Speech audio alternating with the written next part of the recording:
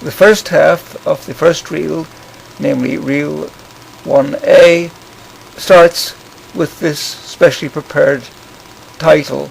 Most of the movies will not have titles because they were very difficult to make. It involved sticking letters onto a glass plate and photographing what was behind them. This was made about 10 years after the actual movie. The movie is the very first one I ever shot. It starts with my Morris Oxford car in front of the National Research Council, 100 Sussex Drive, Ottawa. Across the street is the Ottawa City Hall in June 1966. Looks quite different today. We walked at lunchtime across this bridge and looked upon the magnificent Rideau Falls. This is where the Rideau River emptied into the Ottawa River. Ottawa River, a fantastic river, tributary of the St. Lawrence.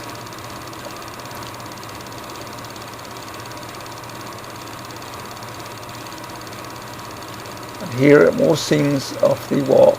This is the first Super 8 cartridge that I ever shot, so I was very enamored of just about anything that had any movement in it. Some of the scenes get a little bit repetitive. This shows the floor on which my office was situated in the National Research Council. It looked out upon the Ottawa River. There is another shot. Across the river is the City Hall again. And a closer view of the City Hall. These are all shot from just about where I work. There are the Rideau Falls again.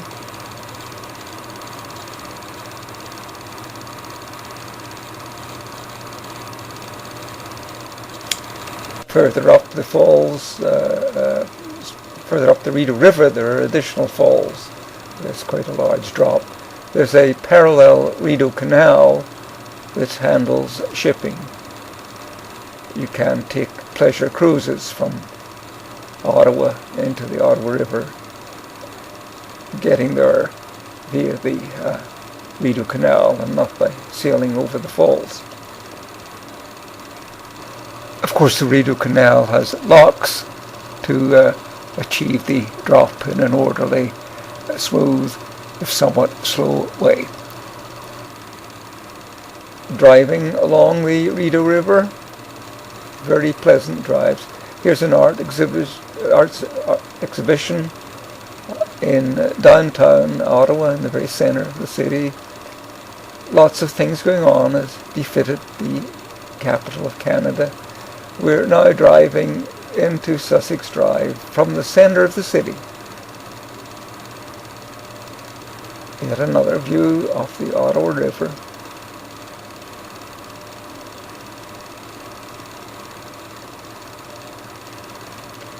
Driving along the road that I traveled on my way to work. It's a very beautiful road.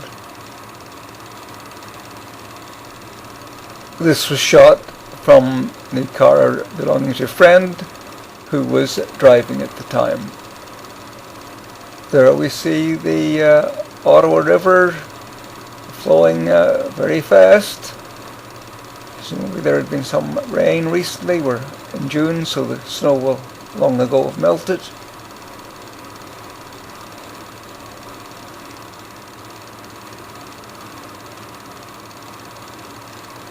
Ottawa River, float plane. The people in the know would never ever call it a seaplane. It's called a float plane. It floats on any sort of water. It's not on a sea here, it's on a river. It also works on a lake or a loch.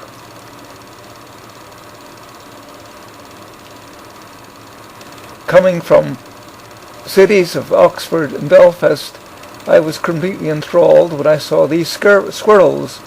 In Ontario, the squirrels appear to be black. Noticed in Toronto they're also black. but not having seen squirrels before, I was really taken by them, and how tame they had become because of frequent interactions with other people who liked looking at them, and in some cases feeding them also.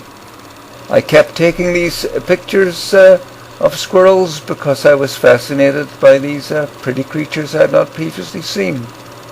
In Ontario, they're black. Michigan, they're brown. From my kitchen window, I could take better pictures than these. Here we see Parliament Hill with the Canadian Parliament at the top of the hill. Impressive building that should be familiar to most Canadians. Atop the tower, it's called Peace Tower, I recall, is the Canadian flag. 8 o'clock in the evening, because we're much further north than where we live in Michigan. Now we are driving along the road that I traveled to work every morning. And pictured from my Morris Oxford car. It's being driven by somebody else. I didn't drive and take movies at the same time. Although this was well before I had any notion that I'd ever have a professional interest in traffic safety. Past many of the important buildings in the national capital of Canada.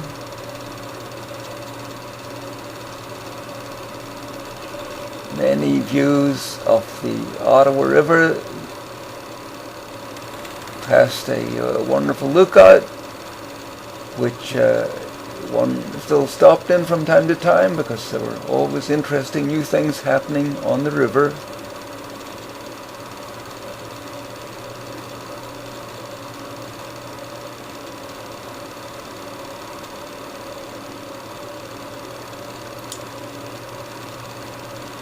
This indeed looks like June.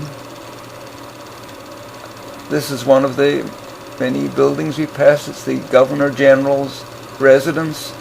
The Governor General is the Queen's representative in Canada. He is the acting head of state. The actual head of state is Queen Elizabeth II, who of course lives in Buckingham Palace in London. The Governor General does the things the monarch usually does, like opening bridges and highways and handing out medals and that sort of stuff. We're turning into the National Research Council of Canada. Impressive front of the building. This is one of the wonderful sights on the Ottawa River. Thousands of logs with a chain around them being pulled by this one tug. If you casually looked at the logs, they would appear to be stationary, just as the minute hand on an old-fashioned clock looks stationary. You have to observe for some period of time to actually note that the whole thing is moving. The wood was used for many things, including making paper. And there was a paper mill in Ottawa which tended to give a characteristic smell over the city. Now I'm about to be transported to a larger apartment with a little bit of help from my friends. The reason for that was I was about to go to London for a very special purpose. There we are, leaving Uplands Airport in Ottawa on our way to Montreal, and we're now in the air on our way from Montreal to Shannon. I was going there to marry a certain Wendy Kaplan. This is July 1966. The reason I took so many pictures from airplanes is that air travel was still fairly uncommon to me. It's expensive. This is the second jet aircraft I had ever been on. The first one was the one that flew me to Canada when I originally went. Intercity travel was still pretty much in turboprop aircraft. That's ones with propellers. Here we are landing in Shannon, that was clearly Ireland, and we've taken off again from Shannon on a fairly short trip to London. We're now descending into Gatwick Airport for my quite lengthy visit to Britain at the time. I guess the National Research Council must have had generous vacation policies.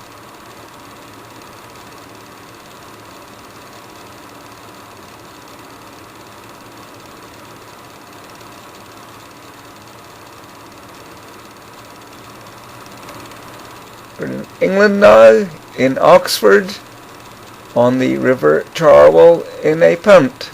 This was a recreation much favoured by students in Oxford. The normal pattern was that the gentleman relaxed at the front of the punt while the lady did the work. You can see the men at Oxford really were pretty smart. Mum was a particularly talented and conscientious student who managed to get a first-class honours degree. This was a particularly rare and high achievement even among the very talented group who got into Oxford, despite which you can see that she managed to hone her punting skills. And just for the benefit of the camera, I showed that I could also do it. With that, we end the first part of Reel 1.